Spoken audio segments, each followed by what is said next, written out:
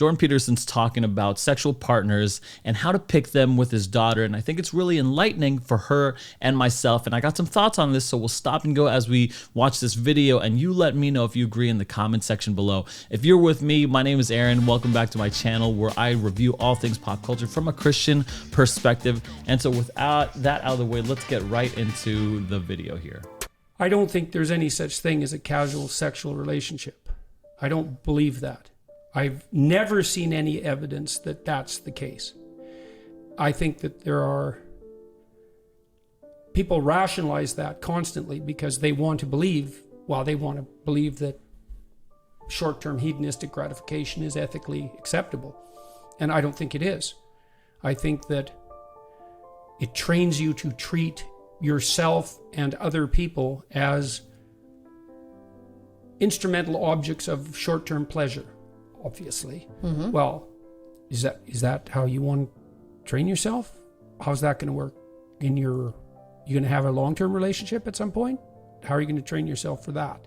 Okay, so having said that, and then, how carefully should we conduct ourselves in sexual matters? I would say, well, as carefully as you conduct yourself in any matter of importance. And that stretches all the way up to the top, whatever the top is. You're going to treat the other person as if they're a divine locus of consciousness or a disposable pornographic entity. Well, those are the borders. I think I would also say, just from my experience growing up, especially in university, it's not like it's seen on the outside, having casual sexual relationships, as this fun thing. Mm-hmm. It's not fun.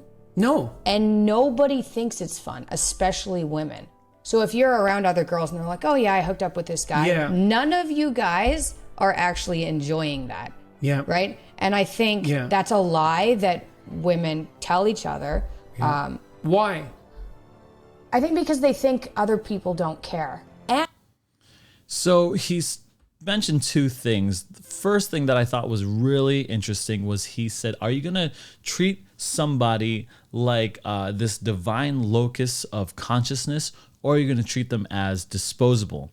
And he's going into how just casual, meaningless sex, and I would even extend that into pornography, trains us, wires people into just looking at them and objectifying them, which is, in all that I could kind of understand from a liberal side of and viewpoint, is that's their whole agenda. They want to bring dignity and humanity to every individual. And yet, when you start throwing around casual sex, it becomes one of those things where you are actually dehumanizing and objectifying people rather than seeing them for the valuable human, or how he says, a divine locus of consciousness that they really are.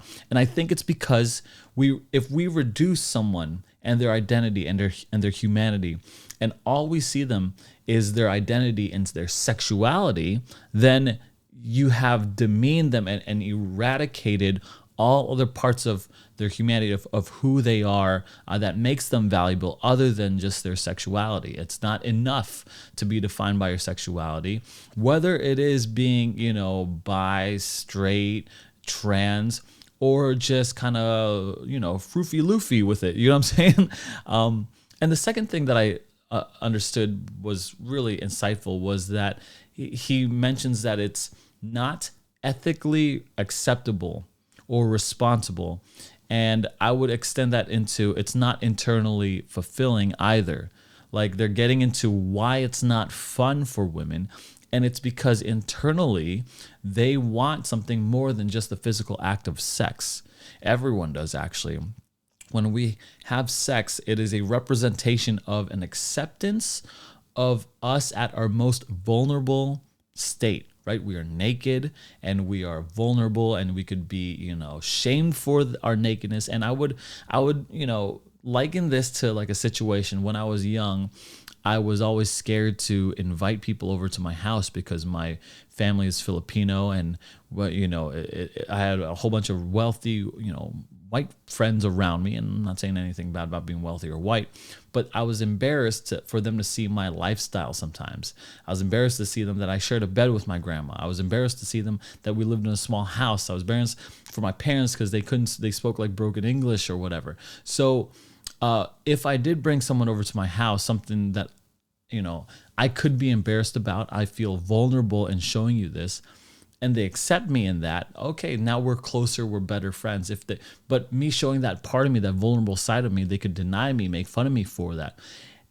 That's just my home life, right?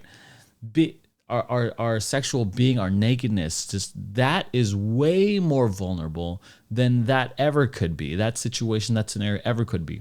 And so when we have sex, it is a physical manifestation of the highest form of commitment and intermingling that happens inside our spirits, our souls rather. And so that's what I perceive is how she says no one's enjoying it. Michaela's saying no one's having fun, and it's because every time they're trying to fulfill that desire and need for complete commitment and acceptance and love, and they feel empty and broken because it's just meaningless sex, and that physical representation is now just null and void, and just now it's now downgraded to just a physical activity. And it's not just a physical. Sex is not just casual, like Jordan Peterson says. I agree with him. There can't be such thing as casual sex. It's not just a physical sport like you're playing racquetball with a buddy. It's not that at all. It's the Hebrew word is kind of like an intermingling or mingling of souls. And so it's one of those things where I kind of perceive why this is not just a physical problem, it's a spiritual problem as well. But let's continue with the video. And because if you do it, it makes you feel bad enough that you're like, well, I don't want to look at that. Whatever's going on there, like maybe me feeling bad is not healthy. Right. Like I'm not, and it means there's something bad. wrong with you. Yeah, or there's something wrong with you, right? And so it's like, and it's unpleasant enough that you're like, well, I'll just, keep going. It's already happened. There's nothing I can do about it. So it might as well be okay, because what am I going to do about it if it's not okay? Yeah. So then, and I think this is pretty common for women in university to hook up with people, right? It's called hookup culture. There's Tinder, like it happens. But I like for anybody out there who's thinking maybe I don't want to do that, it's not fun. It doesn't make you feel good. It really makes you really lonely. Right? It's not a good idea. Why do you think it makes you lonely? I think because what you're looking for is connection with somebody. And you're getting this physical connection, and you're not getting any emotional connection. And it's right, and then there's the contradiction. It's a terrible contradiction. Yeah, and right? it's here's an interesting thing I used to tell my clients is don't do anything with anyone sexually that you wouldn't talk to them about.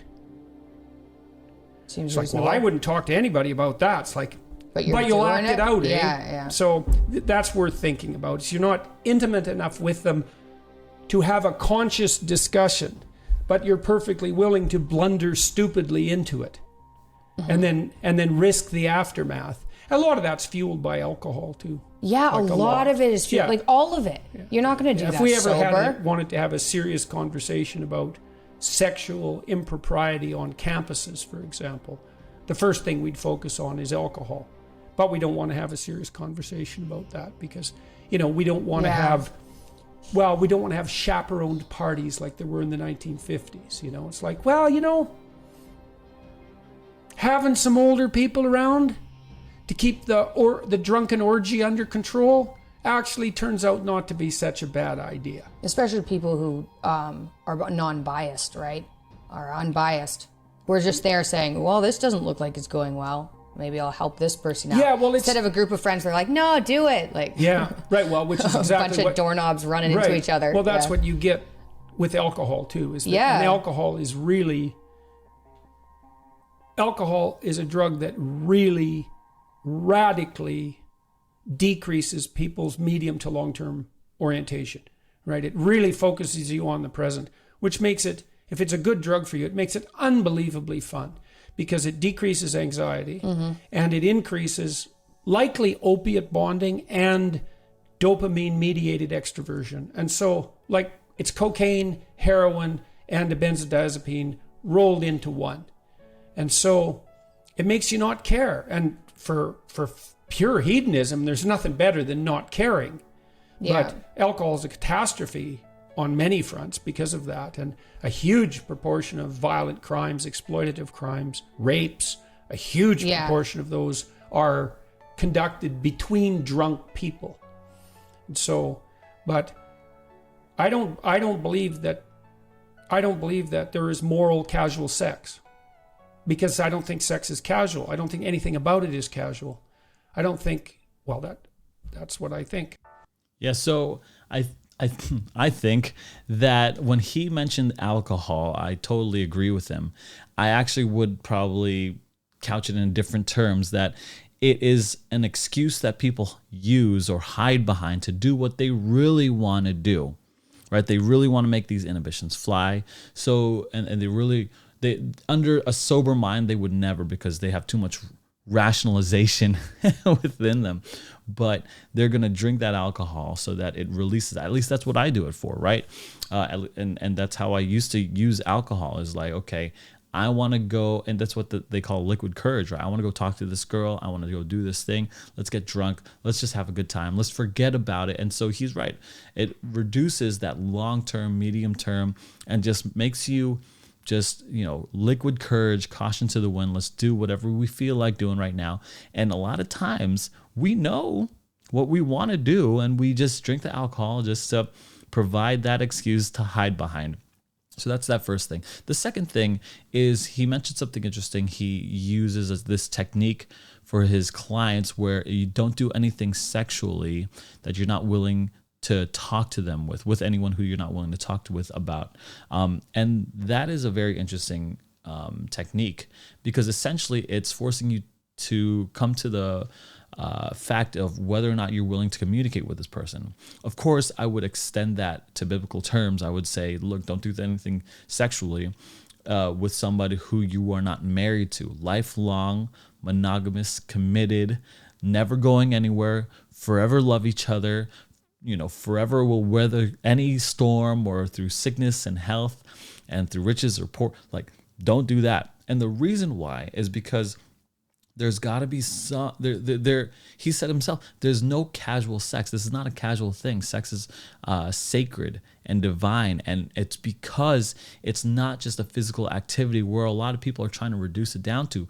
But when they reduce it down to just a physical activity, they reduce other people down just to their sexuality, they reduce their humanity, and they objectify them, and they remove all the other stuff that makes them valuable, that makes them worthy of love, and they reduce it to just some disposable pornographic image that they could use. That being the case, yes, you should be able to talk to them, but you should also be lifelong married, committed to them. That's what I think as far as the Bible goes. Do you agree with me? I don't know. Let me know in the comment section down below. Thanks so much for watching. I really appreciate it. Check out my other videos on Jordan Peterson coming up on the screens here. I really appreciate you. I really want to hear your thoughts down below in the comment section below. Thanks for watching. I'll see you guys next time.